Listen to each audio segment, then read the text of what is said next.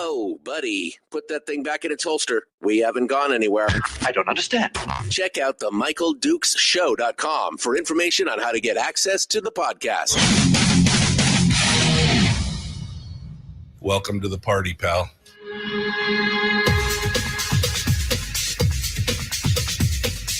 The Michael Dukes Show. The greed and the entitlement is astounding to me. What more could you want from a low-budget radio program? This is a dumpster fire. That was just BS. It is time to get a new perspective. We know just what you need, and we've got just the cure. Open wide and prepare for a steaming hot cup of freedom. I just don't fathom it. The Michael Dukes Show, streaming live across the world. Live around the world on the internet at MichaelDukesShow.com and across the state of Alaska on this, your favorite radio station and or FM translator. It is the Michael Dukes Show, broadcasting live on this beautiful Monday edition of the show. And we've got a lot of stuff to go over today as we deal with some issues here in the studio. Last minute issues. It's Monday. What more could a guy ask for, right? I mean, this is where we're at. We're trying to make it all. We're trying to make it all work, and it's just one of those things. It was a great weekend.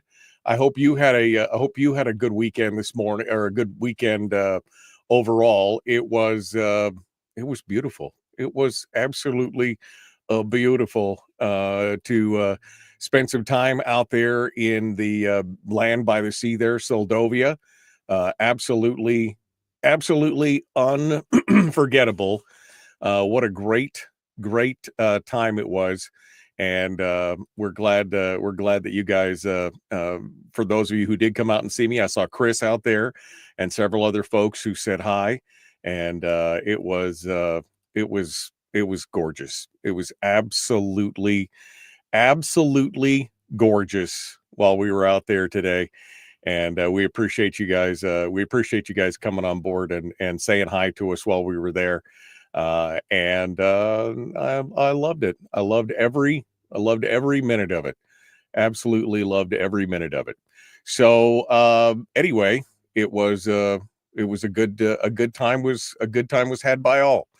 So thanks for coming out and being part of it with us. We appreciate that. All right. Well, today is Monday, and that is the post 4th of July Monday. So we've got a lot of stuff going on, a lot of things to go over, and we're going to deal with it all with you today as we go through it. We're going to start off with some headlines for the weekend, and there was there was a ton of headlines over the weekend that we are really ready to go. Everybody kept saying beer pancakes. They weren't beer pancakes. They were just regular pancakes at the Seldovia Fire Department, and they were great. They were delicious. It was I discovered one thing as we went through it all and did everything there.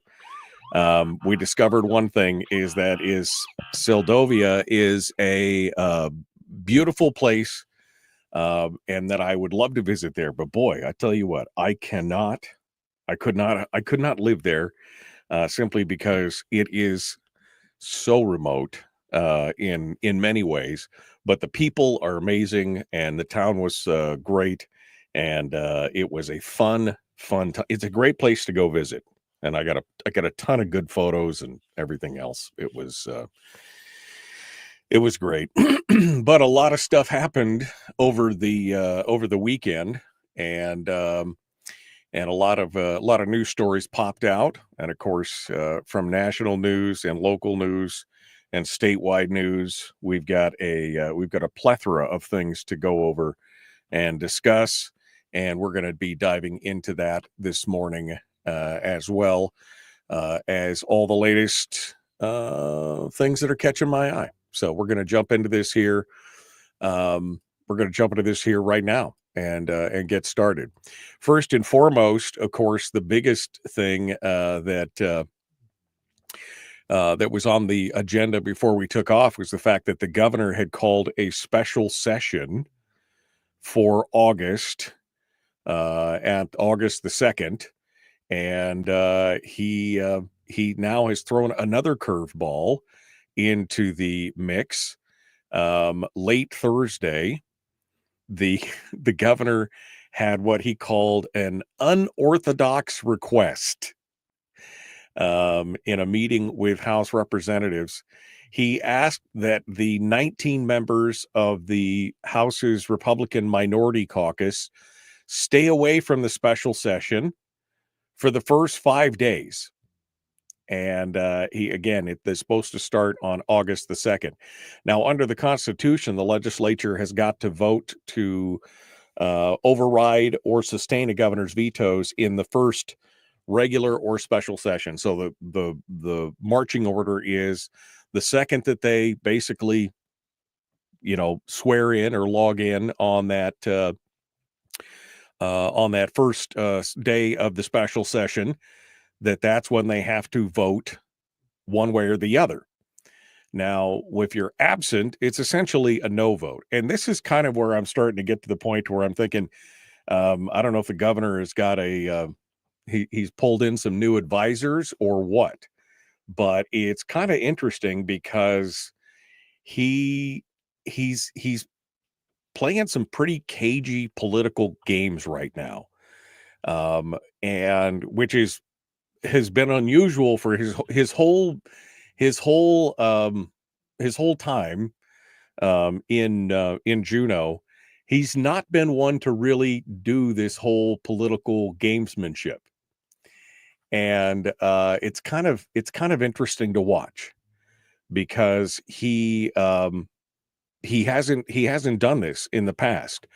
But now, not only did he call the special session in a way to potentially prevent some of the majority from being there, because a lot of people were already scheduled to be out of town. Forrest Dunbar is overseas with the National Guard and everything else.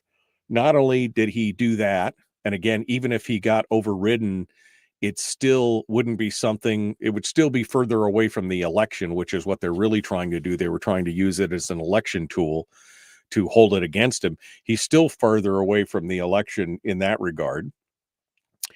But he now, in asking the members to stay away, which is essentially still a no vote, but this is my take on it. This is my take. And I noticed that nobody has really said anything on this in any of the articles that I read about this, but in staying away from it, he also has given these legislators, if they stay away, the vote can't necessarily be held against them, right? Because they didn't, technically it's a no vote if they're not there, but they didn't vote on it. So it's almost like it's a little bit of political cover on top of all the political cover that they've got going on anyway. It's kind of crazy. And I don't know exactly I don't know exactly if that's what the plan was, but it is a fringe benefit of this right now, is that if you don't show up, I guess you don't have to live by that vote because you didn't technically take it. Now, there's no word as to who will show up or who won't. Jamie Allard is quoted as saying that she won't show up in the first 5 days. Mike Brock said that he won't show up in the first 5 days, but there's others who may or may not show up. Justin Ruffridge says he definitely intends to show up. Jeremy Bynum also said he intends to show up on the first day as well, but there's others who are biding their time. Won't really commit one way or the other, but it's definitely an interesting time to watch what's going on. It really is an interesting time to see exactly what's going on and where we go from here. So it's gonna be fun to watch. It's gonna be fun to watch this whole thing and see exactly where we go, and what we do. So anyway, I hope that you are buckled up and ready to go for the upcoming special session, which is going to take place here or down in Juneau on August the 1st. It will be a fun time will be had by all, to say the least. So I'm looking forward to it. I'm looking forward to it. All right. So that is the big news, I think, is the biggest piece of news, that the governor is going to be jumping out there and throwing that to the wind. And we'll see where it runs out. There was only 46 votes to pass the bill to begin with. Forrest Dunbar, being out of state and out of the country, quite honestly, is already going to take it to 45. All they need is one vote to change. One vote to change, to turn the corner. And if they do that, then the governor's veto is overridden. And of course, it also depends. And I think Jeremy Bynum is the one that made the comment on this. He said it also depends on what, if they're doing the all the budget vetoes, or if their vote is just going to be for the veto is just going to be on the education funding. In the ADN, Bynum he said his decision on whether to override the governor would depend on multiple factors, including whether lawmakers would seek to override all the budget vetoes that he made at once, or sequester their vote just to the education funding. So the Democrats who are in charge here are going to have to make some hard calls. Do they want to try and override all of the governor's vetoes at once, or do they want to be strategic and just go after the one? I think that shows that, Bynum at least is trying to make a decision based on what is covered. It sounds like he supports some of the governor's other vetoes, but may be susceptible to an override on the education component of it. So we'll have to see. That's all going to be coming up here in 3.5 weeks.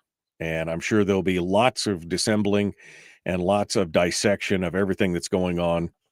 I did find it interesting that Bill Wielechowski, of all people, was quoted in the paper as saying that the governor's request for the House minority members not to attend the special session that the governor himself had called was beyond words, quote unquote.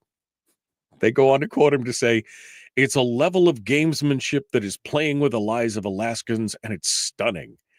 I mean, this is the same gamesmanship that the majorities on both sides have been using for the entire time. I mean, especially the last couple sessions. And Kevin McCabe, I think, was quoted as talking about, this is like when the Senate basically used the take it or leave it objective in their bills. If you don't like it, you can, they just basically pass the bill and walk away. Or they make things contingent on various other things. I mean, that's the kind of stuff we're talking about. So anyway, I just thought it was interesting that Wielechowski, of all people, is jumping in and throwing words like gamesmanship out there in front of folks. That is not that's a little bit of a pot and kettle situation for sure. All right, we got to go. We're going to be back. Don't go anywhere. The Michael Duke Show. Common sense, liberty-based, free-thinking radio. We'll be back with more in just a moment. Don't go anywhere.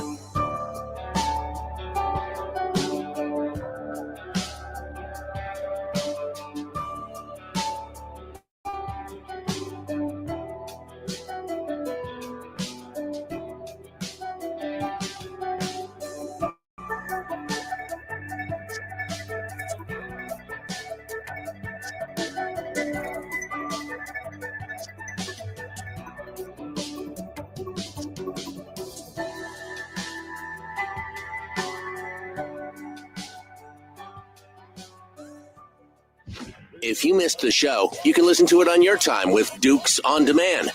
Oh, and it's free. Like America used to be. Streaming live every weekday morning on Facebook Live and MichaelDukesShow.com. Okay, guys, I apologize, but I have a minor crisis here. I'm not on the air with my stations down here. Something went wrong right at the last minute. And so we've got Mike Gallagher on right now on my stations, and I'm trying to fix it. So hold the line, talk amongst yourselves for a minute. I'll be back in just a moment here. Don't go anywhere.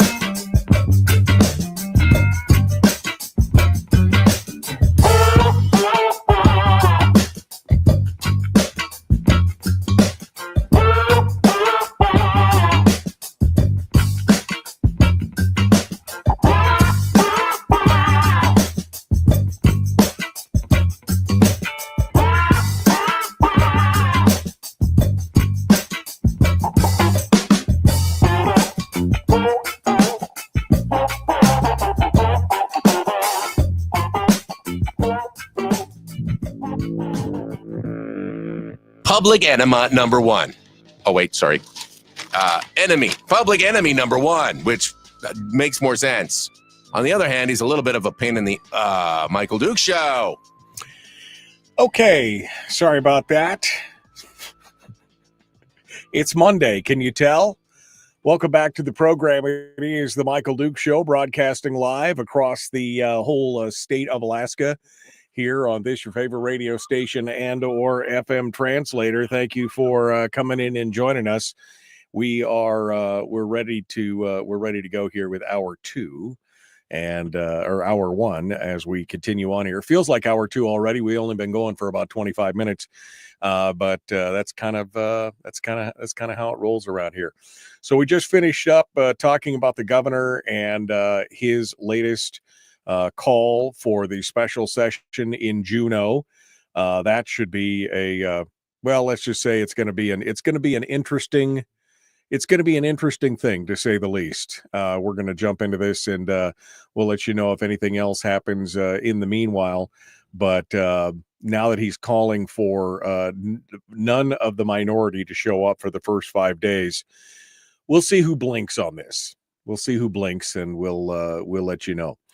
In other news, Republicans seem to be eating their own, and this was briefly mentioned in some of the articles talking about the governor's veto. But Alexi Moore, who is the Republican representative from District 28 in Wasilla, has now been facing some of her own backlash from some of the votes that she took, and what the District 28 Republicans are now calling a consistent pattern of opposition to the party's core principles.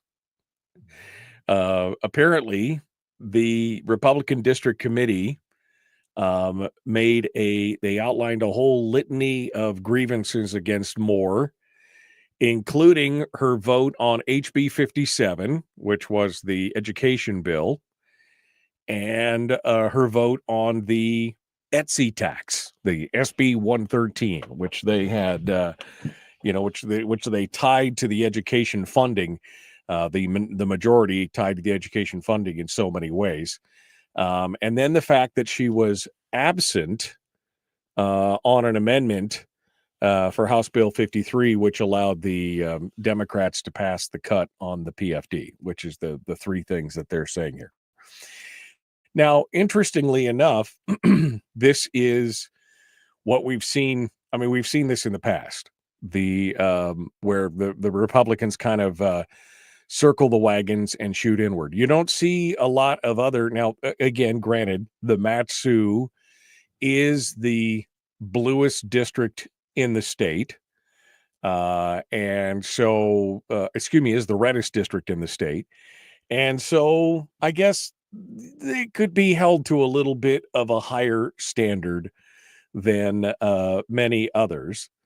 But this new resolution, which is titled Revoking the Endorsement of Representative Alexi Moore, argues that she stepped away from the party again on HB 57, which increased education spending, but also didn't include any policy issues, which was a big sticking point for the governor and others. And also, she voted in favor of the unicorn tax, as Bill Wielechowski had called it, the unicorn tax, which you just were not going to find anywhere else.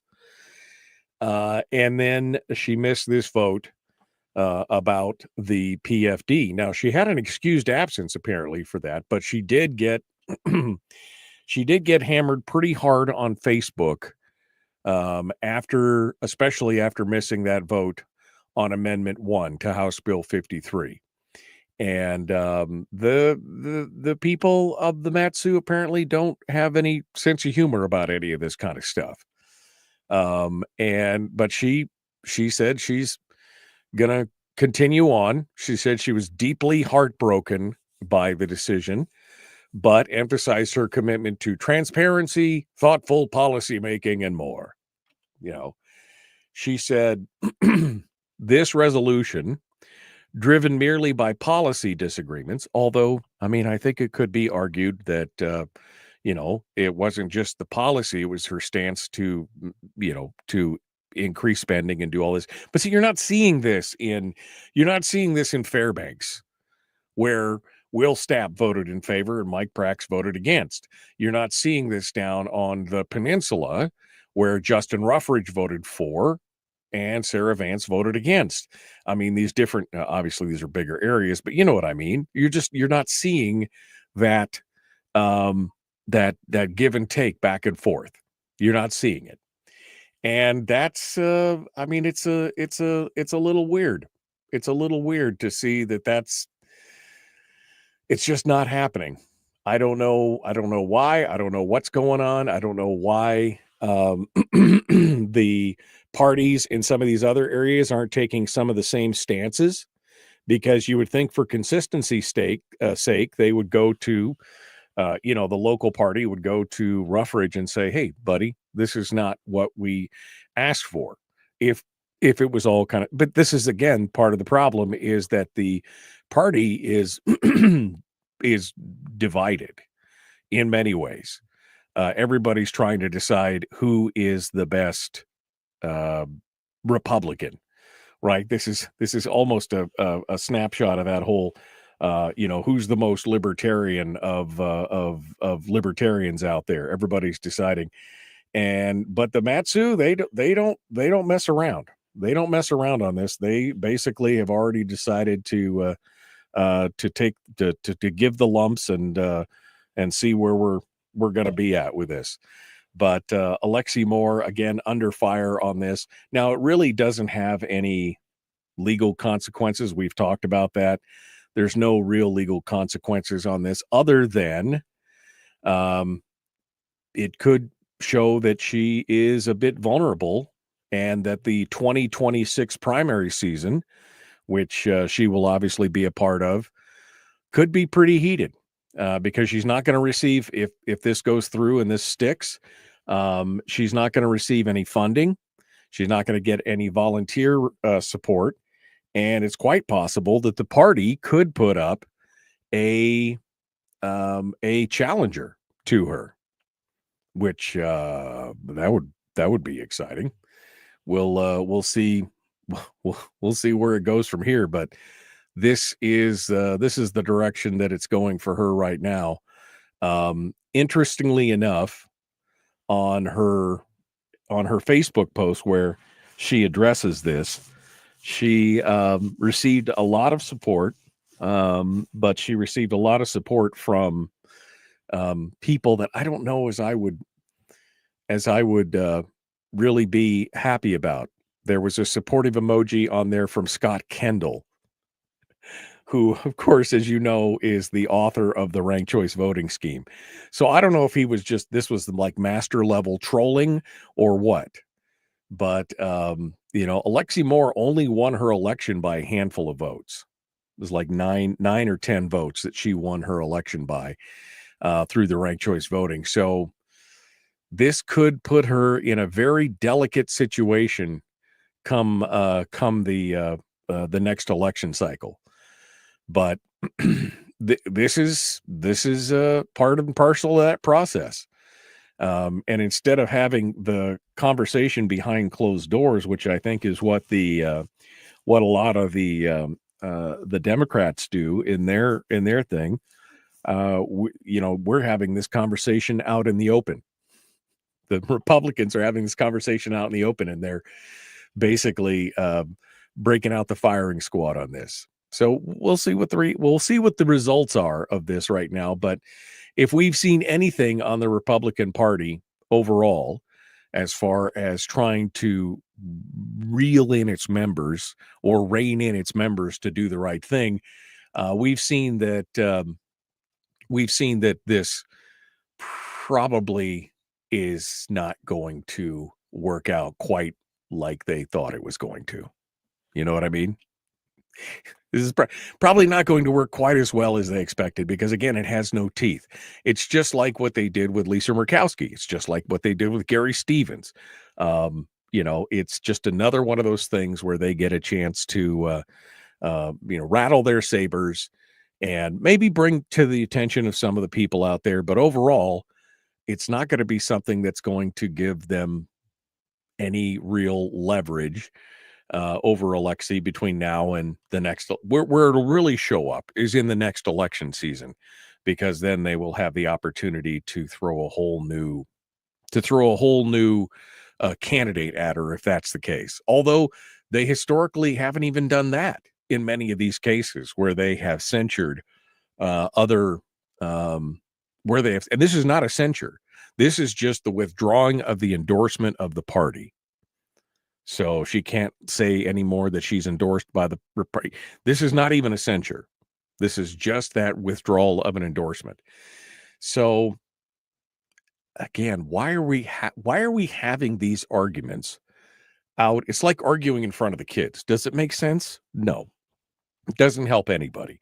Why are you having all these arguments out in the South 40 in front of God and everybody?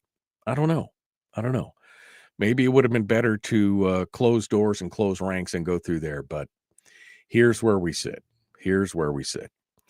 All right, we got more coming up. We're going to take a quick break, and when we come back, we will have more discussions, commentary, thoughtfulness, and more. It is the Michael Dukes Show, common sense, liberty-based, free-thinking radio. We'll be back right after this.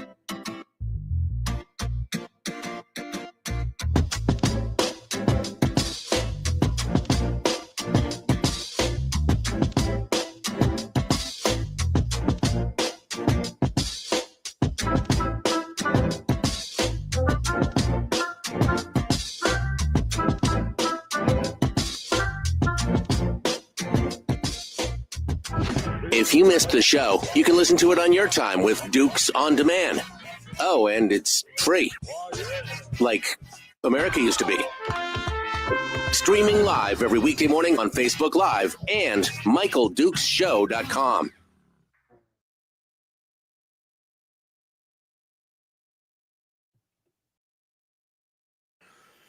Guys.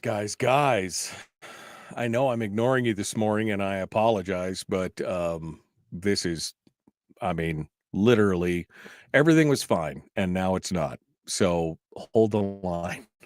I'm going to try and be back to you here in just a minute. Don't go anywhere.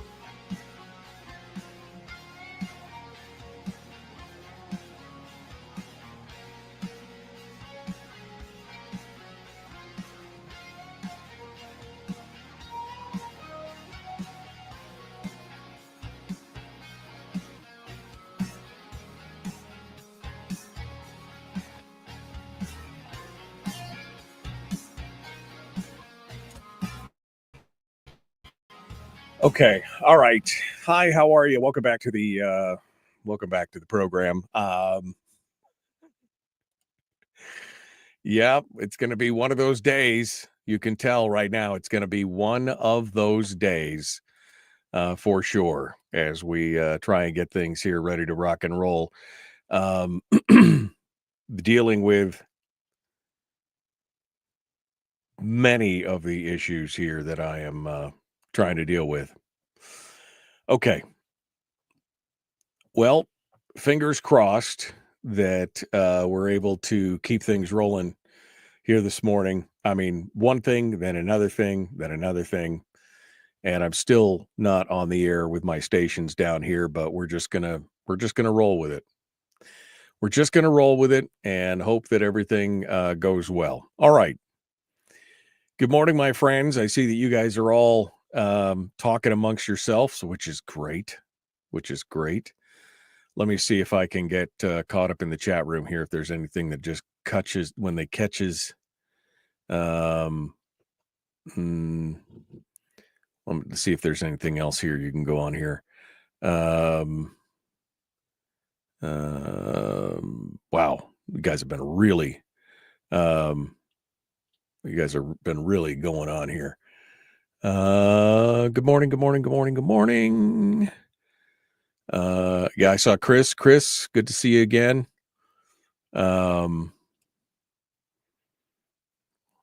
Let's see. She was definitely staring daggers. It's funny how the Democrats feel betrayed with Lisa when she actually votes like a Republican, as she has claimed for so long. Yeah, we're going to get into that story here in just a few minutes. Come on, coffee. Yeah, no, I didn't even get coffee. I didn't even get coffee this morning, but I got the chemical stuff here.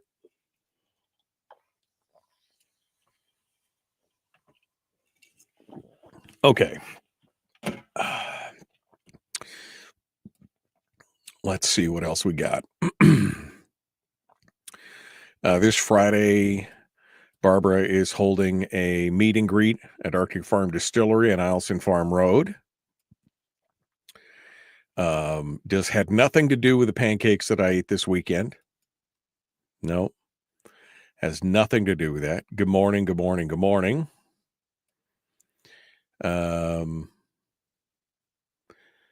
Fresh Copper River Reds are on sale at Fred Meyer's. Teresa said, tough 3 days for me and others. Some loved ones had lived in the Texas flood zone. The pictures are just shocking to watch what's going on. In the Texas flooding. It's just shocking. Just shocking. And yeah, so definitely our prayers go out there with all the folks out there in Moore's absence on the vote was to attend her daughter's graduation. She was lied to by the Dems. Oh, tell me that's not true. Tell me the Democrats didn't lie to her. Come on. Tell me that didn't happen. Right?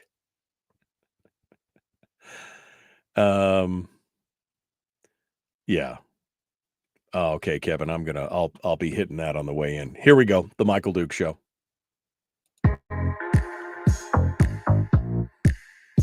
The Michael Duke Show. Not your daddy. Wait, sorry. Not your daddy? Ooh, not your daddy's talk radio. Whew. I was scared for a second. Thought we were going down. Here's Michael Dukes and the show.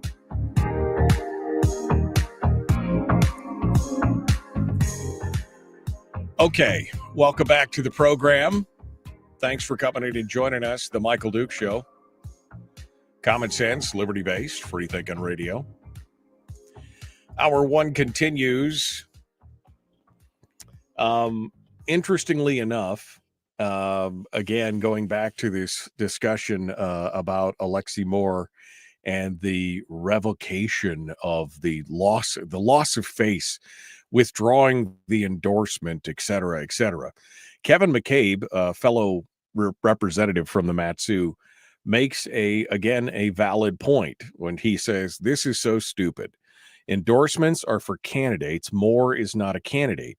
This was written by David Eastman's former staffer and is 100% to damage to design her before Menard announced. There is no endorsements for sitting legislators. And again, even if there was, it has no force of law or anything else, no legal consequences. So yeah, this looks like a lot of infighting. Again, like I said earlier, circling the wagons and shooting inward. That's the kind of stuff we're dealing with, right? They're circling the wagons and shooting just inward all the time. Why we weren't having this discussion in private instead of out in front of God and everybody. Well, I guess because it's political, and there's a whole public they're doing on purpose is what I'm saying, on purpose. So it's interesting to watch. Anthony just said, I can't even tell what a Republican or a Democrat actually is anymore. From a sideline view, both parties seem to have fragmented into little subgroups, all of which are fighting inward to move the needle in favor of their particular flavor of ideologies. Yes. I mean, I think that's 100% yes. This is what we've been dealing with forever in these situations, where we're watching the fracturing more and more and more. So it's gonna be interesting to watch, but that is that is my biggest takeaway from this, is that this is just a continual fracturing and kind of that self-harm that the Republican Party has been so good at over the last 20 years, and the ineffectiveness, I guess I would also say. I would also say it highlights the ineffectiveness of the party, because they can't, get their various factions together and, it's to where they can actually, work amongst themselves in that regard. All right. One of the most interesting things, though, that we're seeing now is a new flyer that is circulating and is being circulated by the Democrats, and it is targeting none other than their favorite Republican, Lisa Murkowski. Lisa Murkowski. The latest flyer is her face with the words, "Cowards don't belong in Alaska. Get Murkowski out in 2028." They are not happy about her vote on the one big beautiful bill. They basically had a virtual emergency town hall last Wednesday, and they had U.S. Senator Ruben Gallego of Arizona, who is a first-term Democrat. They brought him in, and basically he criticized, everybody in the Alaska delegation, but specifically which they normally don't do, they called out Senator Murkowski on this.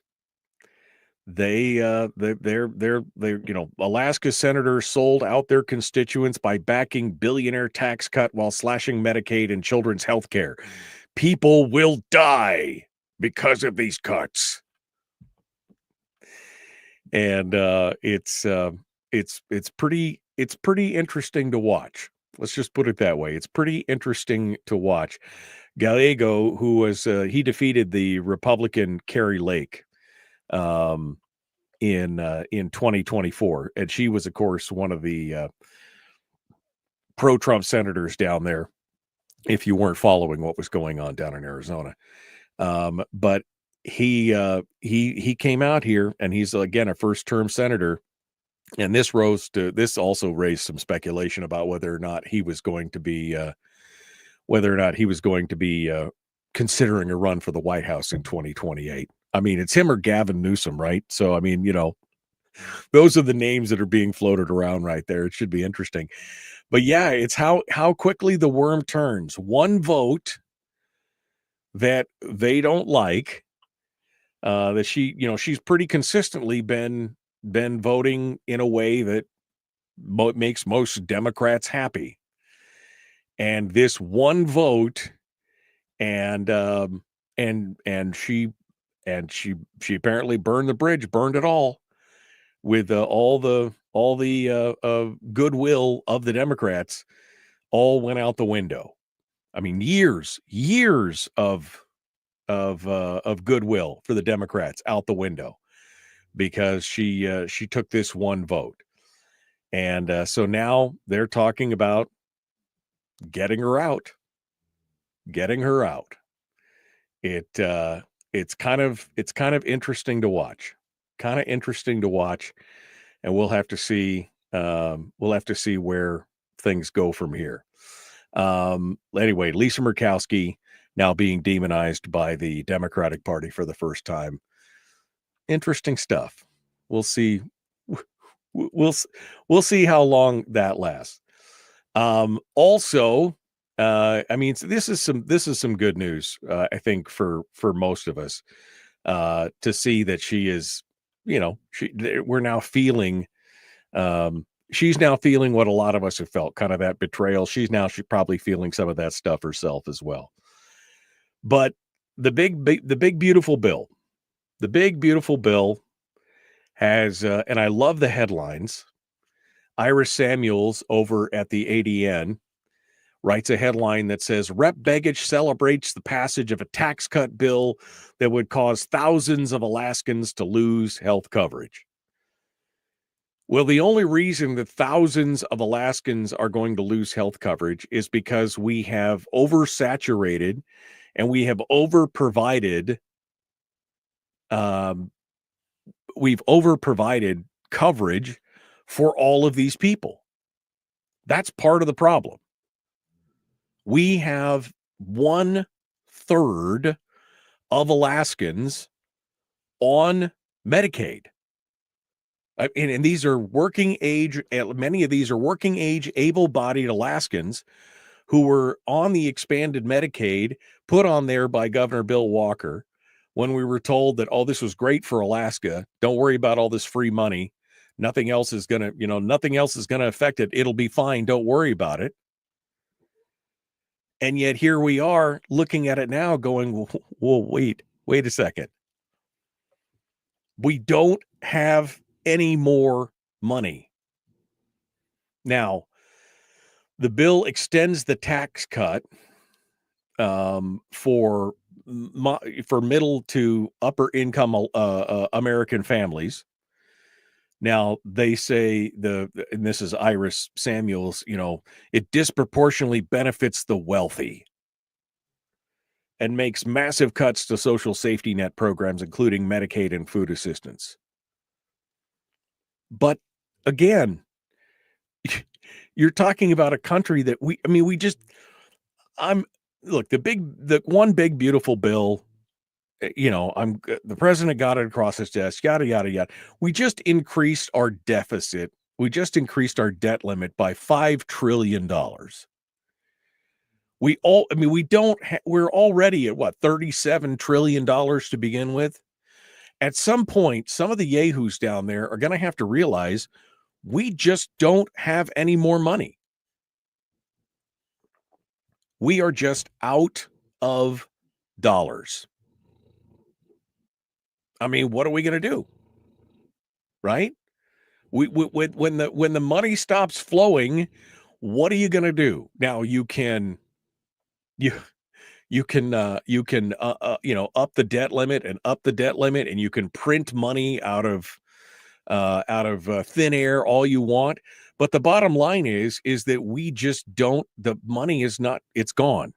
There's not. We're spending more than we take in. And as we've said on this program many times, that kind of arithmetic just doesn't work out. You can't do wishful thinking and empty promises expecting that that's going to work out just fine. Absolutely cannot. So what are you going to do? Well, you do things like cut back on services for those who are able-bodied and are able to do what they can do. You can't stagnate the economy by continuing to tax everyone into oblivion.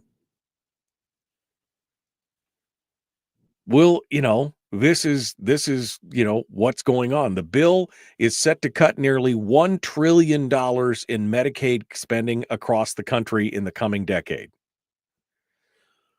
primarily by instituting work requirements. So you have to work to get your benefit, and additional eligibility checks that's expected to cause 11 million Americans to lose access to coverage. At what point did we become this thing where we absolutely have to provide health care for everyone?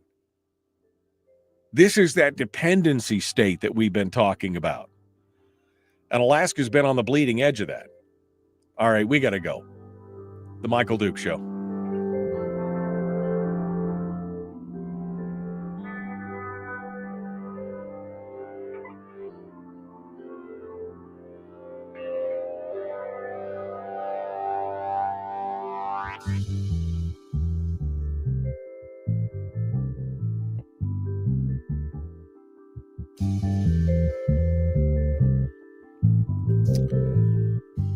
Okay. All right, my pretties. Let me see if I can fix some of my issues here. My issues. Okay. That's okay. That's working. All right. And all right. Okay. Let me fix this right here.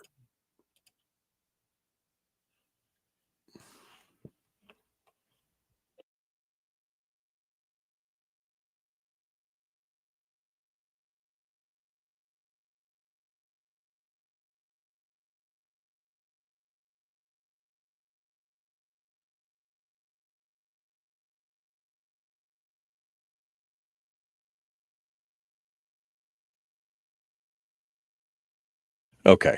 Sorry. I had to fix something else. Okay, let me come back to you. Let me come back to you guys. See what's going on.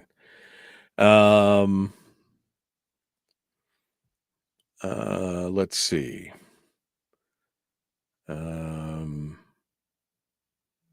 It's Monday, Mike. It's all good. Yeah, it's Monday. What are you going to do? It's not like it's radio. It's not like anybody's going to die. We're just going to keep, we're just going to keep things rolling here. So I'm guessing the veto. Fat Ray said, so I'm guessing the veto got overrode and there's a rhino who didn't show up and is using the same excuses. No, that's not what we're talking about, Fat Ray. This was something else for sure. Is it really a big problem? Said Chris. Bad Republicans are a far bigger threat to good Republicans than the Democrats. That's true.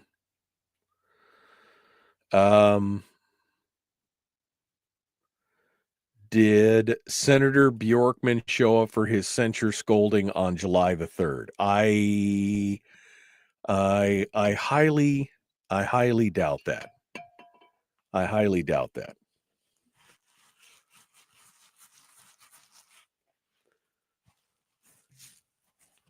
All right.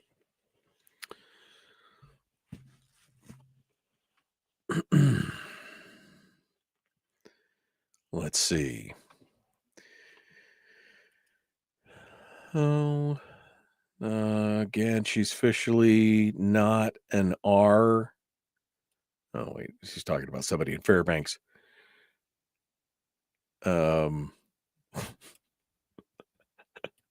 Rick kind of summates my whole feelings on this whole thing. We're all going to die because of a bunch of paper with writing on it. My God, crazy times. Yeah, I know. Yeah.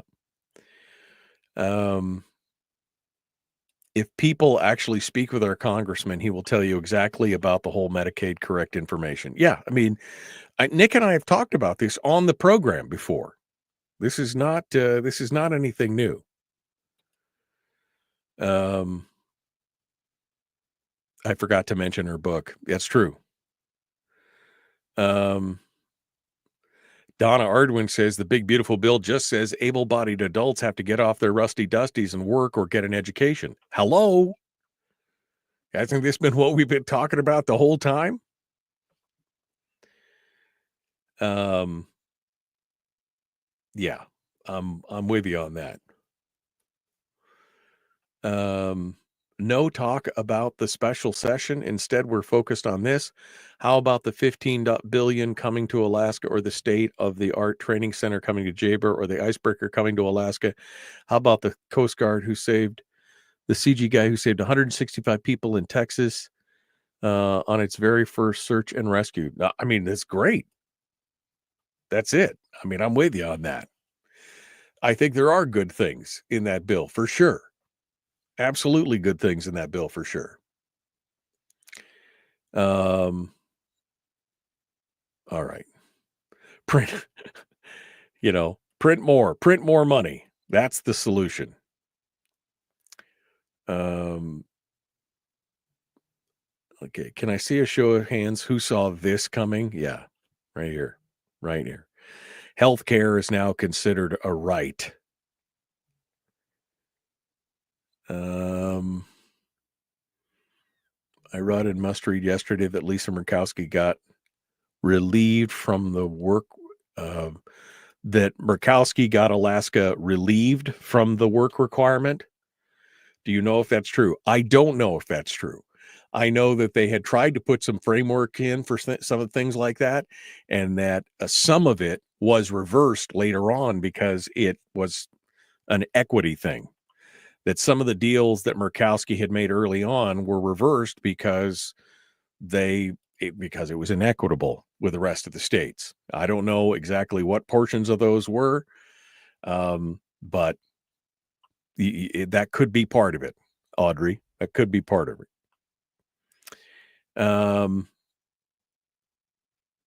I'm so far behind. I'm 5 minutes behind on comments here, guys. So I know I'm commenting from the back. Oh, that's an interesting comment. Uh-oh.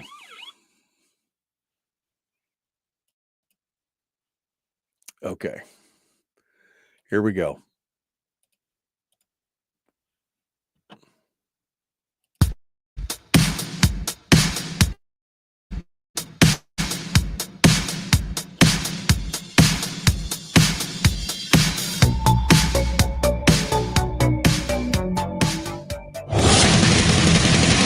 Whoa, buddy. Put that thing back in its holster. We haven't gone anywhere.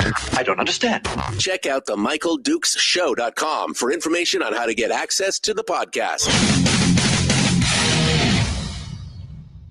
Welcome to the party, pal.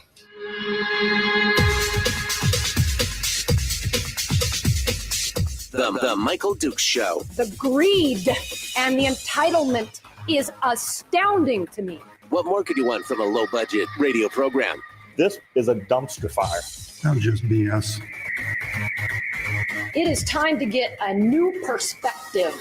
We know just what you need, and we've got just the cure. Open wide and prepare for a steaming hot cup of freedom. I just don't fathom it. The Michael Dukes Show, streaming live across the world. Live around the world on the internet at michaeldukeshow.com and across the state of Alaska on this, your favorite radio station and or FM translator. Good morning, my friends, and welcome to the program. It is hour 2 of the big radio show, and we are jumping through this Monday full of pain and suffering and technical difficulties and everything else. It is just one of those beautiful things that every day above ground offers challenges and choices, and we're glad that you chose to stick with us, and we apologize for the technical difficulties today. We're gonna continue to move on through here as we get ready to go. All right, hour 2 of the big radio show today, and we've been covering some of the headlines of things that have been going around, some of the stories. We just touched a little bit on the one big, beautiful bill. Now, normally, again, we don't do national stuff, but this does have some ramifications on Alaska, and we're seeing a lot of that. We're seeing a lot of that come about because, well, let's face it, Alaska is a dependency state in many ways. Not just the people are dependent, but the fact that the state is dependent on the federal government for a big chunk of its income and a big chunk of its revenue to run. And so the second that we start to see that the federal government pull in its horns a little bit and slow down the spending, a lot of people start waving their hands and getting the vapors, right? I thought it was interesting that Donna Ardwin, who is in the chat room this morning, pointed out that the big, beautiful bill, when we were talking about the headline that came in from the ADN was Representative Begich celebrates passage of tax cut bill that would cause thousands of Alaskans to lose health coverage. But then you get down further into it and you realize that most of this stuff appears to be just common sense. The bill is set to cut $1 trillion in Medicaid spending across the country in the coming decade. So it doesn't all happen today. This is $1 trillion in cut over 10 years. So $100 billion a year, roughly. Primarily, the cuts, though, are appearing primarily by instituting work requirements and creating additional eligibility checks. And Donna makes the point that it basically just says that able-bodied adults have to get off their rusty dusties and work or get an education. If you're a student getting an education, you know, you get the same thing. Which again is been part. I mean, we had kind of the picture perfect opportunity here in the state of Alaska because Governor Bill Walker had the same, right? He's the one that instituted all these extended optional Medicaid programs for the state. There was, again, I can't remember how many, there was like a dozen additional optional elements that he instituted. And the problem is all of those cost money and or put people who normally wouldn't receive Medicaid onto the dole. We literally have 1/3 of the state government on the welfare. 1/3 of the state, 270 something thousand people, 268,000 people are on some form of that governmental assistance. The vast majority of governmental assistance in the state of Alaska coming in the form of Medicaid. And I got to tell you, that's a recipe for disaster. Because, well, for several reasons. But for one is that the second that funding gets threatened, these people will come out of the woodwork because you're taking something away from them that they've been getting for free. Although there is no free lunch. They are getting it ostensibly to them for free. And it just continues to make us more dependent on the government at every level. And it's frustrating. It's absolutely frustrating to watch.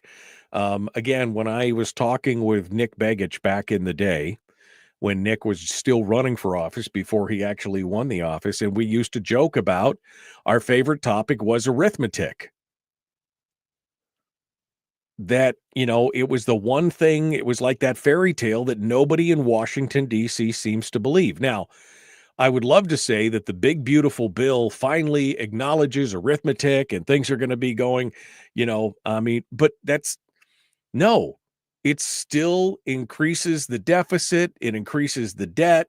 It still spends more than it takes in because nobody wants to be the bad guy and tell everybody that the party's over. Right? We could be cutting back on things. We could be forcing some austerity. We could be living within our means. We could be acknowledging that there's just not enough money to make it all work and still have a working economy. But nobody wants to be the bad guy. Nobody wants to be playing a game of musical chairs and be standing around when the music stops without a place to sit. So they just keep playing the music. They just keep playing the music. And unfortunately, it's not one chair that gets taken. They're slowly taking all the chairs while continuing to play the music. And pretty soon, there's only going to be 1 or 2 chairs left for everybody in the room. That's the problem. And, the thing is that everybody's ox is going to be gored when these things come about. That's the big issue. Everybody's ox is going to be gored. Everybody's going to feel something somewhere. But nobody in Washington, D.C. really wants to be the bad guy and say, this is what has to happen, or it's all the financially, the wheels will come off the bus and we won't be able to recover from it. So here you are. Here you are. And this is the latest salvo. Well, they're going to cut Medicaid. They're going to cut this. They're going to cut that. Yes, they are. And you know what? They should have cut deeper. They should have cut more. They should have reduced the spending even more. But the fact that we're going to get a little bit of that money back in the form of tax cuts, I mean, I'm okay with it. They're gonna spend it. They're gonna spend stuff anyway. If we can keep some of our hard-earned cash, then I'm all about that. Then that's the way that we need to do it. Anthony also made a comment earlier. He said, Medicaid is a touchy one for me. No, the government shouldn't tax you to subsidize a bunch of illegals or chronically unemployed, able-bodied people, but at the very same government is washing money through big pharma and driving the cost of private health care through the roof for medications and treatments that are being marked up around 800%. Anyone else been charged $70 for a Motrin Tylenol tablet? I mean, again, this is what happens when government gets involved in some of these things, especially in the private market and things like that. They create these kind of problems, the government regulations and everything else,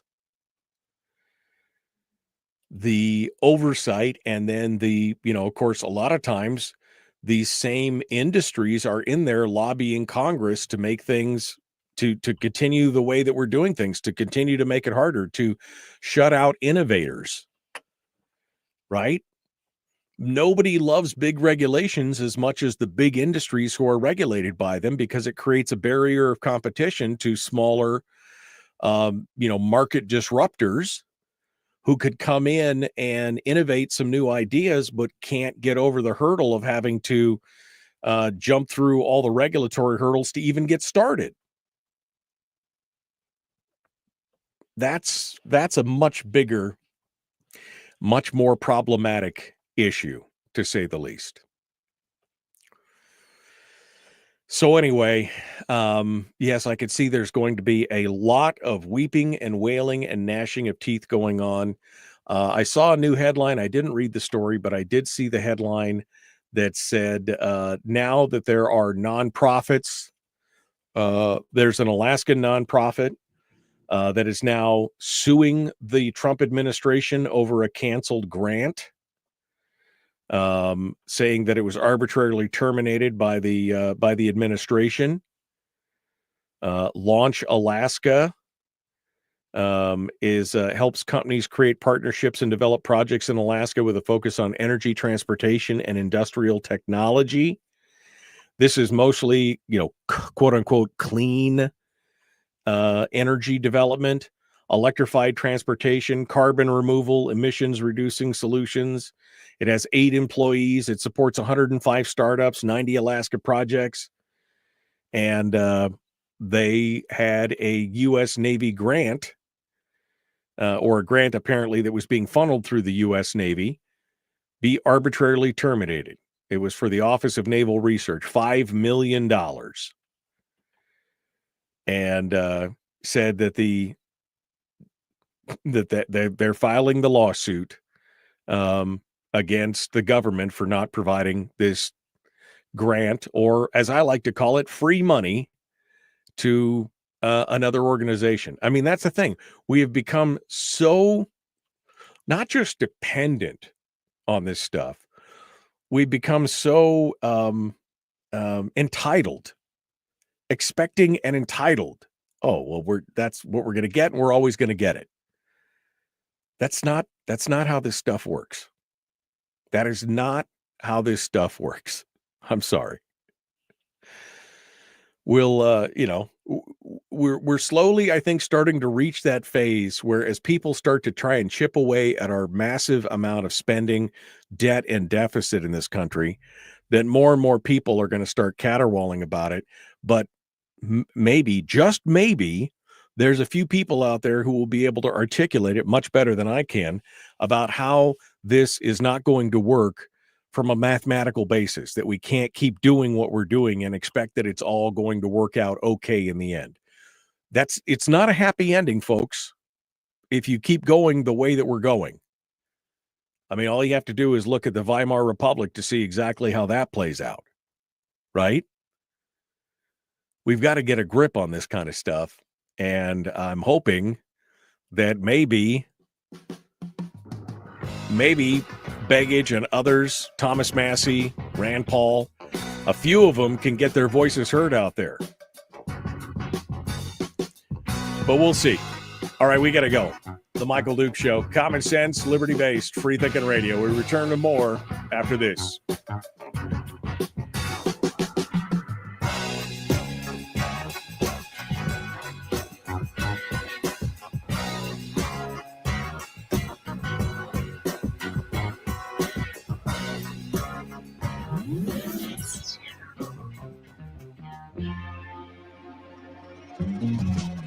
Running on 100% pure beard power. Oh, also some coffee. We dip our beard in coffee. Ha, nice beard. The Michael Duke Show.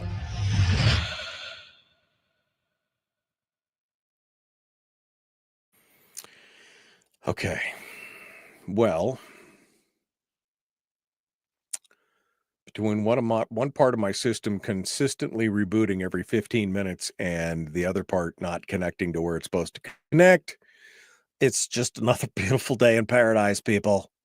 Just another beautiful day. Oh, man. Make the bad man stop. Make the bad man stop. That's all I'm saying right now. Okay. Let me get caught up here. Anthony says, I guess what I'm saying in not so many words is that cutting Medicaid is just theater for the masses. It's like treating the runny nose for someone with hemorrhagic fever or Ebola and thinking if you wipe the snot off their face, it'll get better. Until we treat the actual disease, we're still dying at the end of the day. That's true. I mean, exactly true. But we also have to treat the symptoms of a disease so that the symptoms don't kill you before the actual disease does, underlying part 2, right? I mean, is that right? I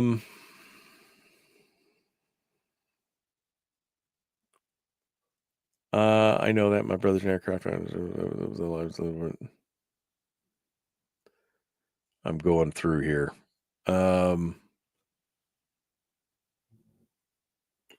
Believe Alaska Natives. David Boyle said in regards to, I believe the Alaska Natives and American Indians have been relieved of the work requirement for Medicaid eligibility. That may be the case. That may be the case.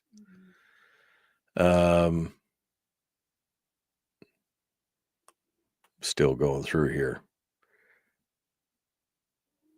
See if there's anything else I missed. Actually, Jesse Bjorkman did show up for that meeting. He was unanimously censured. Interesting. I wonder, did he have any comment? Did they allow him to comment? Did they allow him to defend himself? I'm curious as to what went on in that meeting, Ron. Feel free to let us know.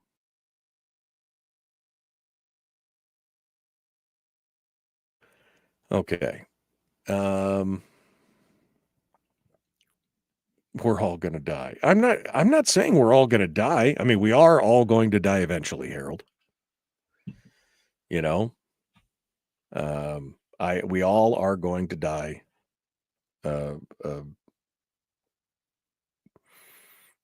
But there you go. David is correct. That's discrimination.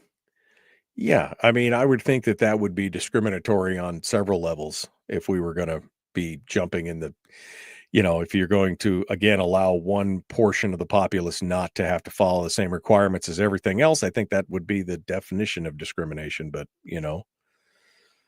that is, I guess it's the way of the world.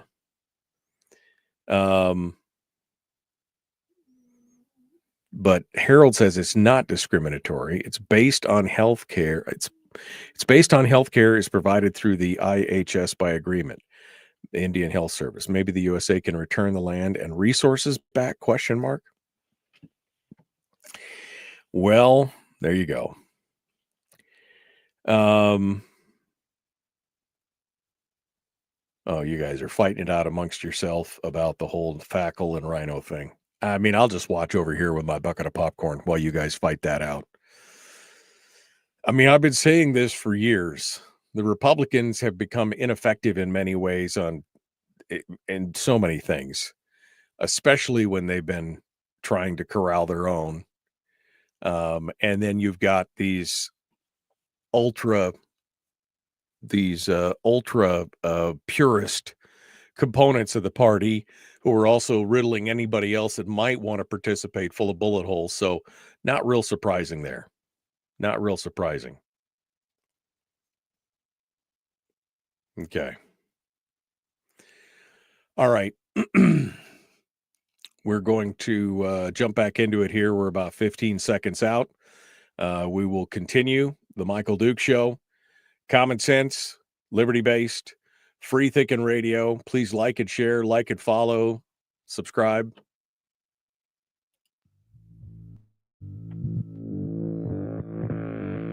Public enema number one. Oh, wait, sorry. Public enemy number one, which makes more sense. On the other hand, he's a little bit of a pain in the Michael Duke Show. Okay. Continuing on hour 2 of the big radio show. Thanks for coming in and joining us. Just another beautiful day here in paradise as we continue on through trials and tribulations and storms as we're going to continue on with discussions. There's been a lot of back and forth in the chat room this morning about what's being cut, what's not, what's happening, what are we getting, and whether or not there's a fairness to it. And the problem is that I'm sure that there's not. I'm sure that there's going to be an inequity in the way things are being done all over the place. I'm sure that there is an inequity with that. We were just talking about, if we decide that, and this is Anthony saying, we decided that cutting Medicaid, is it really a cut or is it just garnering some attention or support? But who's advocating to getting regulatory bureaucracy and lobbyists from Big Pharma out of the system? He says it's all just theater while they simultaneously keep letting the industry make their profit margins. I mean, again, that is part of the problem with the revolving door. That is the FDA and the pharma industry and everything else. The special interests of the medical establishment being part of the, getting into the different state houses and the Congress and everything else. Yes. I mean, we've seen our healthcare spike and rise exponentially. This doesn't fix the problem. There is no one big, beautiful bill that's going to fix all the problems. That's the thing. But we at some point, here's the thing. And I'm not trying to be doom and gloom. I'm just trying to say eventually, eventually there's not going to be any more road to kick the can down. And I don't think that the one big beautiful bill is the answer to all this, but at least it points out some of the problems and some of the issues, right? It makes a point that some of these things need to be reduced. Now, whether or not people are going to listen, whether or not people are going to see the bigger picture, I think most people won't, because they're in their own little bubble of the things that affects them. So in this case, we're talking about the Medicaid funding and everything else, that they're going to lose their health care. And how many of us saw all the ads that were on, the TV or on YouTube or on the internet or Facebook or whatever, where, thousands of Alaskans were going to lose their health care and they were going to die.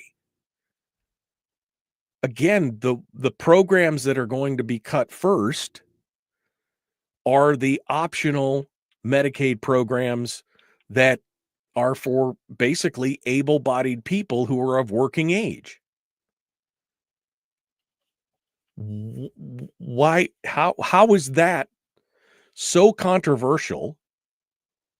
I mean, I guess because over the last 6-7 years, we've become used to it, because prior to Governor Walker putting this in place, those people weren't covered. So this is not that different from then.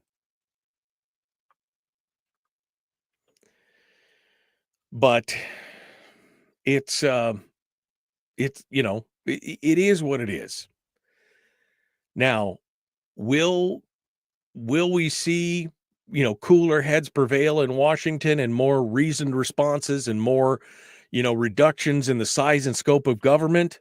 I seriously doubt it. I mean, just based on what the BBB, big beautiful bill, just on what the BBB provided, I seriously doubt it. This is why people like, Thomas Massey and others voted against it, because in part, this is a bill that they tried to tell us didn't really cost us that much, but in truth, $3.8 trillion or whatever, plus increasing the debt ceiling, plus. It just can't go on. So we'll see where it goes from here. But the bottom line is, it's interesting to watch. This whole conversation, by the way, started with the fact that the Democrats are now going to turn on Lisa Murkowski and basically start screaming from the rooftops that people are going to die because of the lack of government funding. And if that is the case, that's a sadder testament to what we have going on than anything else. If we have become so dependent on the government spending to just keep people alive, we have become too dependent on government. That's the long and the short of that. Absolutely the long and the short of that. But we'll see. What other thing? The big beautiful bill also, let's see, in part to woo support from moderate Republicans like Lisa Murkowski, GOP leaders added a $50 billion rural hospital fund to the bill, which is expected to pay out to Alaska over $100 million annually in the coming 5 years. Well, I mean, the Medicaid, that stuff was only, I think that there was $80 million a year. So if it's expected to pay out $100 million, I don't know. I can't, I'm not a math wizard, but that seems to be covering a big chunk of that for right now. It also transfers a significant portion of the SNAP program, which is food stamps, basically, to the states.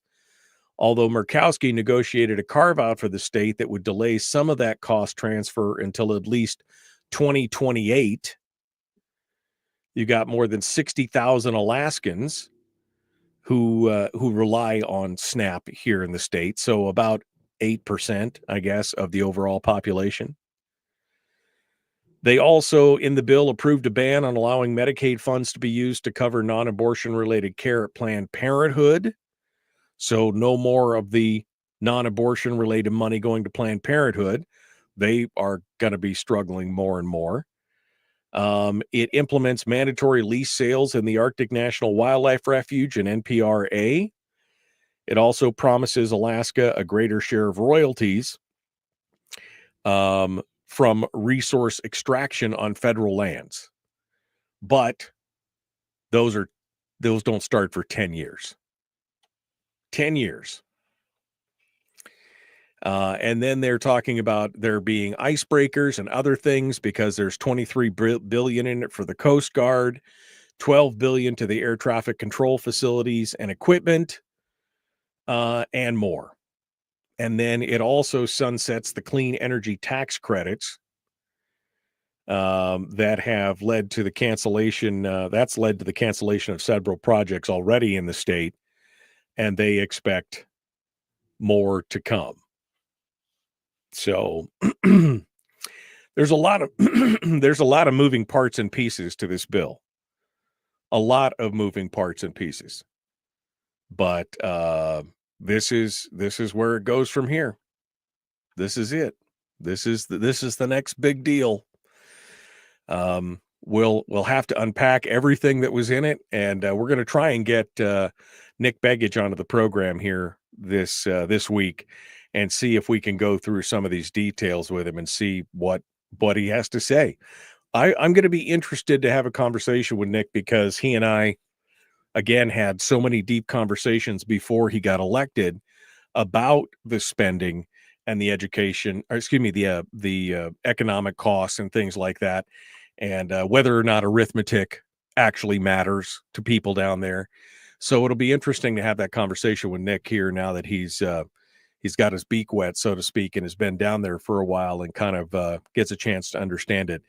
It should be interesting. Hopefully, we'll be talking with him this week on the program to go over it and see what all is happening. What else? There was another. The Alaska Beacon had another article out. Trump administration freezes millions in grants to Alaska schools. So they've also blocked the release of an estimated $6.2 billion in congressionally approved funding through the U.S. Department of Ed. And they're saying basically it's going to affect about $46 million in appropriated money for Alaska schools as well. And no commentary from the Department of Education or Early Development, but it's going to be a deeper pluck here. We're going to have to get into this in a little bit deeper and take a look at some of the numbers. But so federal monies are going to be drying up for some of those things. Now, again, whether that money is saved or whether it's appropriated for other causes will tell us if they're really serious about cutting back on the size and scope of government and living within our means. If they just cut it from one program and spend it on another, well, you have your answer. But if they start cutting back and start reducing the overall spend, that's, that would be the good sign. But again, if they're out there just buying constituencies, it's going to be problematic, to say the least. Problematic, to say the least. All right. What other stories do I got here? Again, we talked about the story that's not really a story about Alexi Moore. You can go back and listen to that on the podcast later if you want to get to that. And I guess that's it. We're coming up on the break. So I'm going to take the break and we're going to come back. And when we get back, we're going to talk about this new type of protest. I actually got a press release on this last week, and I had to read it twice to be like, what? The what? Yeah, it's a new type of protest that is being organized by a group called the Blood-Stained Men. This is the kind of craziness that we're going to get back into. Anyway, we're going to continue with this here in just a moment. Don't go anywhere. The Michael Duke Show, common sense, liberty-based, free-thinking radio. We'll return with more in just a moment.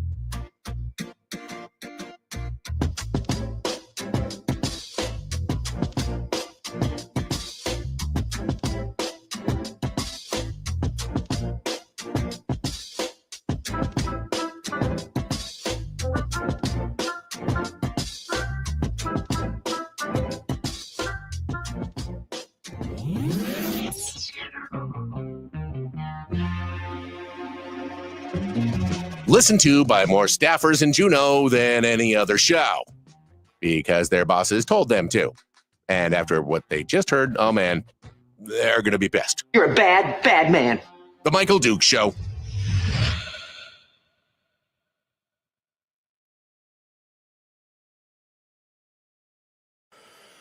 Okay. All right. Okay.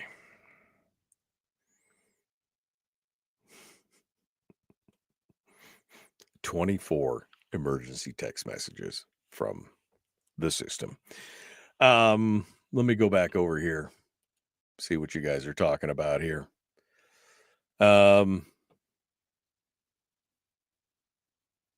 Maybe it's time. Go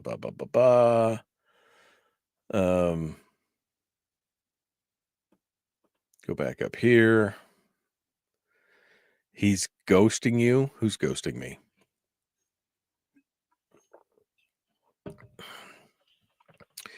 Oh, no, I mean, I don't think Nick has been ghosting me.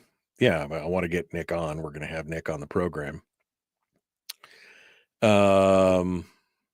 Amy Carter said, regarding the censure of Bjorkman last Thursday, Bjorkman did take his opportunity to speak 12 minutes to defend his position on the charges brought against him. He was the only no vote cast. Our House representatives abstained. It was a civil and professional meeting while up until the vote, after which we had to depart for other commitments. Okay. Thank you, Amy. Appreciate it.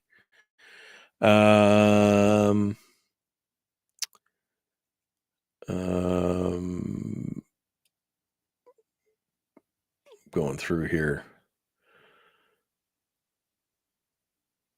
Going backwards here to see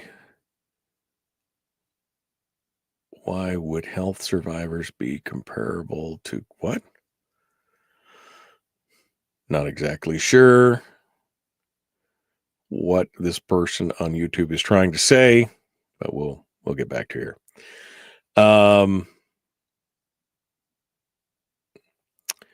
Could never have too much. You could never have what?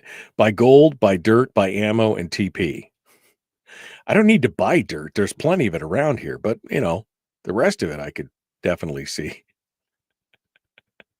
You never have too much of any of those things, says Melissa. All right. Regarding, okay. Both parties, says Armed and AK, threw us $40 trillion in the hole. Yes, the problem is both parties. The problem is not what was the old thing? What if I told you that the left wing and that the right wing were both part of the same bird kind of thing? Right? This is not a Democrat problem or a Republican problem. This is a politician problem. Anthony said, I think the knee-jerk reaction to it, MD, is that for every 10 able-bodied people exploiting Medicaid, there's 1 or 2 people actively working and contributing, but don't make enough money to keep themselves alive if something happens to them, God forbid. Fighting for government funding in regards to healthcare is the highest magnitude of blindness. It requires you to fundamentally ignore that the government itself is what's making you need Medicaid in the first place. Right.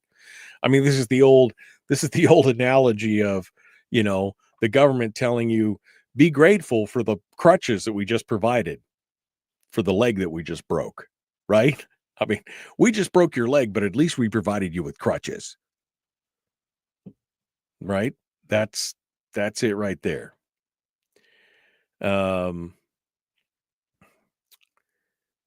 Isn't yeah, Uncle Sam is going to do what Uncle Sam wants to do regardless of what the people think anymore at this point. It's also true. Good morning, good morning, good morning.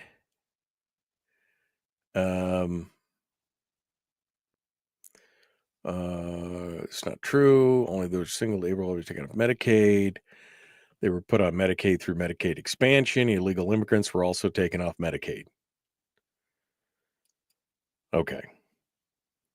Guys are fighting it out amongst yourselves this morning. Anthony says, as far as the money coming away from he says, good, take the money away from Alaska education. With the scores we have nationally, it's painfully apparent there's a hole in the boat. I mean, we've got to acknowledge that there's something fundamentally broken. You know, that's we have to admit that at some point.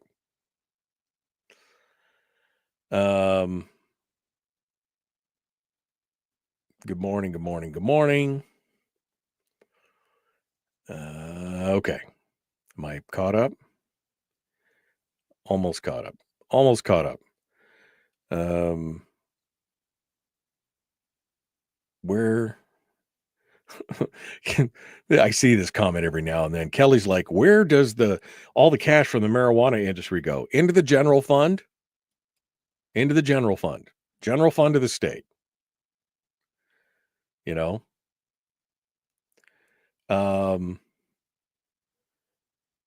All right.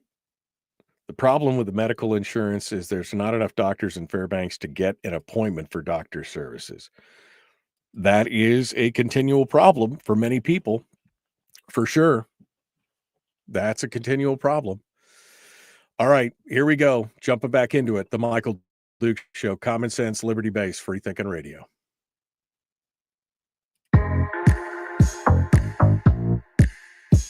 The Michael Duke Show, proudly splitting the left versus right dichotomy. Yeah, I had to look that word up too. I don't think it means what he thinks it means. Here he is, though. That guy, Michael Dukes, the one with the show.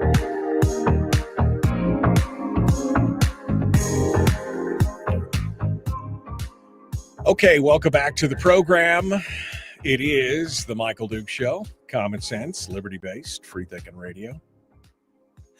Thanks for coming in and joining us. Welcome back. So I saw this come through my email last week, and I was like, what? I mean, literally, I was like, I didn't realize this was what is going on here? What is the problem here? There's a new group of guys out there, well, I guess, and their friends, and it's a group called the Bloodstained Men. Trademark. They went so far as to actually trademark the whole thing. The Bloodstained Men. And they held protests on Saturday and Sunday, and they're going to be going throughout the peninsula today, the Matsu, in the Fairbanks area this week. They're going to be all over the state. And this is a group of folks from California that basically are protesting the act of circumcision. That's their whole thing. Their whole premise. Now, they show up out on the street in white pants and, white shirts with a big red stain right over the crotch. I mean, it's just, just trying to get you a little shock and awe going on there, a little bit of shock and awe. This weekend they were in Anchorage, and they had a bunch of signs up there like, well, some of the signs, like nobody wants less penis, that you should stop it. They call it genital mutilation is what they're calling it. And they argue that the procedure is unnecessary, harmful, and performed without the child's consent. And they say it's basically child abuse. Now, across the country, according to Must Read, the practice has been declining, but it still remains pretty common. We're lower than the national average, and Medicaid does not routinely cover that procedure unless it's deemed medically necessary. But this apparently is their cause du jour.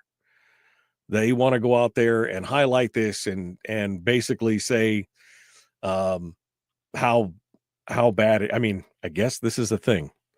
But again, they brought all these folks up from California to come up to Alaska to tell us how we need to live and how we need to take care of our children. I just shook my head at it when I read the actual news release, and I was like, what? This is a thing, apparently. Something has been going on for thousands of years. And I mean, but again, to each his own. To each his own. You guys decide what you need to do, but a little bit of a shocking, which is what they were looking for. They were looking for that shocking demonstration to walk around with white pants with a big red stain right in the center of them. Right. But okay, it's all good. I don't know how much traction they're going to get here in the state of Alaska, but that's, we'll see. We'll see where another imported, what do they call it? AstroTurfed, right? It's not a grassroots effort. It's an AstroTurfed effort coming in from outside, and we'll see where it goes from there. All right. We're coming down to the end. Tomorrow on the program, we're going to be joined by Brad Keithley and Chris Story. We'll be rocking and rolling with those guys and enjoying another weekly top three, and hopefully some PMA. That's some positive mental attitude from Chris. We're going to need that for sure. After today's show and after tomorrow's show, it should be exciting. And then on Wednesday, again, I'm working on getting Nick Begich on the program. And potentially some of our other legislators on this to talk about the special session and what's going on and whether or not that's actually going to, are we going to make a difference? Are we actually going to come together and kumbaya, or are they going to try and override the veto and then gavel out? Which they could just gavel out afterwards and ignore the governor, and he could call them right back into session again. But we'll be watching to see where that goes. But hopefully on Wednesday we'll have a little bit better insight in that. We can get some other legislators on board to see where they sit on this and many of the other issues that we've gone over today in detail, including the effects of the BBB and what does it mean for Alaska as well, and what are the carve-outs that Murkowski was working so hard on, and why she actually voted for the bill. What do those carve-outs mean for Alaska, and do they help as much as she thinks they do? So we'll see. If I want to get a little bit deeper analysis on that for the state. So we might probably going to have to bring some other experts on to talk about that so that they can give us their take on that as well. But yeah, hopefully this week, again, Nick Begich, and some of our other legislative folks as well as we go through here on the program. Governor Dunleavy, and we were going to talk about this last week before everything kind of got sucked up into the whole debate over the big, beautiful bill and the announcement of the special session. But this is another one of the reasons why I think maybe Governor Dunleavy has a I don't know if he's getting new advice or if he's just decided to take a stronger tact on this or what, but the governor wrote another letter, and we talked about his previous letter the week before where he basically tried to take some of the legislators to task on what he considered to be kind of bad behavior, and he had pretty strident language for it. Well, he delivered another blunt message last week, this time to the Alaska Association of School Boards and to school board president Lon Harrison. In a sharply worded letter, it accused him of distorting the reasons behind Dunleavy's veto of $200 of the $700 increase in the BSA. The letter was directly addressed to Garrison, and the governor described the accusations that Garrison had been making as false and offensive, and that his veto reflected a lack of support of Alaska's students, parents, and educators. He went on to say, I served as a school board member and president. I care deeply about educational opportunities, but I also understand the fiscal realities of our state. Your criticism conveniently ignores the basic facts that Alaska cannot spend what it does not have. Which, again, applause. All right, applause for the governor for stating that. But at the same time, it would make a lot more impact if the governor had also used that same decision making when he wrote the budget last year. Because, they knew this was coming. They this is not anything new. The governor's 10-year forecast has been laying this out and saying this is what was coming anyway. And so while I, again, applaud the governor for, bluntly stating the facts about the state can't spend what it does not have, that didn't stop him from doing so in the proposed budget that he put forth. So points gained on the one side for being so strident, points taken away on the other side for, dude, pot kettle kind of situation.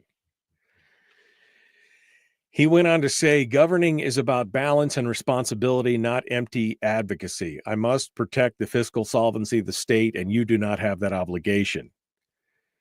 You have made it clear more funding and local control matter most. Your organization offers only the tired refrain of more funding with no accountability, no innovation, and no results.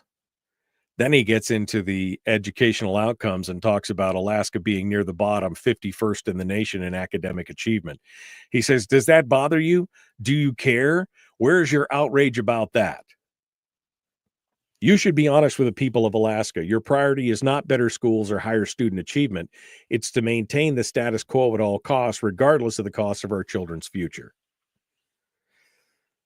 Well, I mean, he's not wrong there. But again, this whole thing would ring a little truer and have a little bit more strength if he, had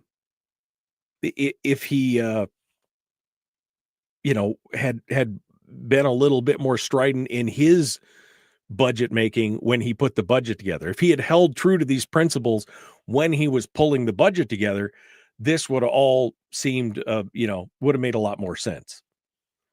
Instead of now, it just seems kind of like justification for what he was doing when he gets called on, the other side of this.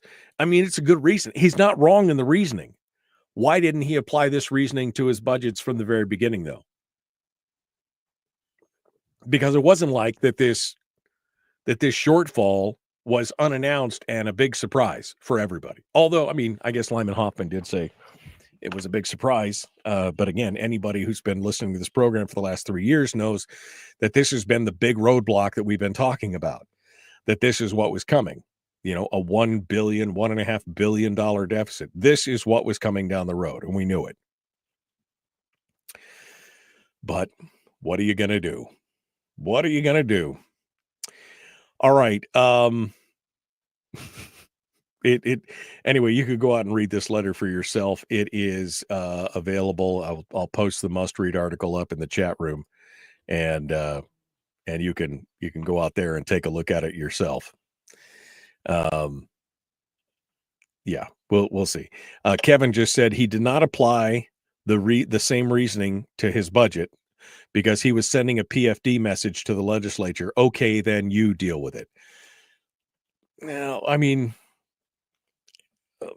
again, I would think that a leader would, I mean, I guess, Kevin, it could be justified that way, but I just don't see that as being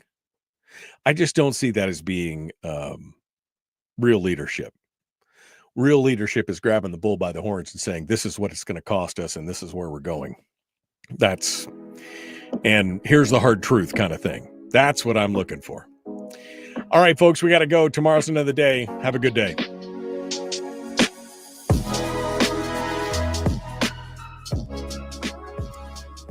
Not that we're going to have a PFD in the near future anyway. You know, that's the problem. Not that we're going to have a PFD anytime in the future.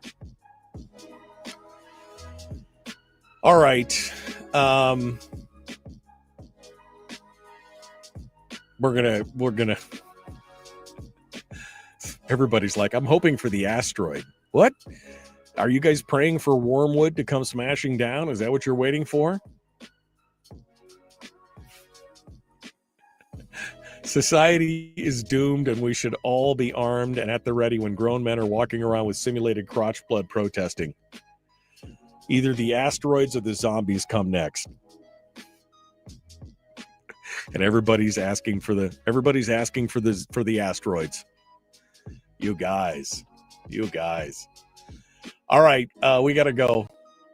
I'm going to go try and clean up my mess from this morning. I appreciate you guys being part of it today. Let's have a fingers crossed that this all goes through, right? All right, my friends, we'll see you tomorrow. Be kind, love one another, live well. Have a good one.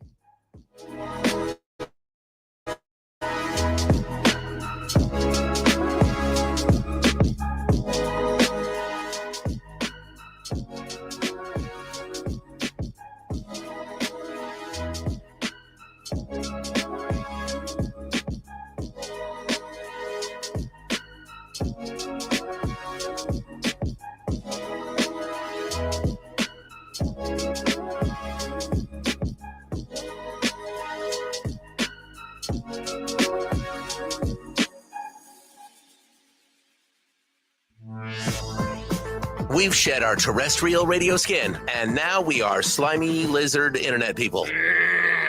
It's the Michael Dukes Show.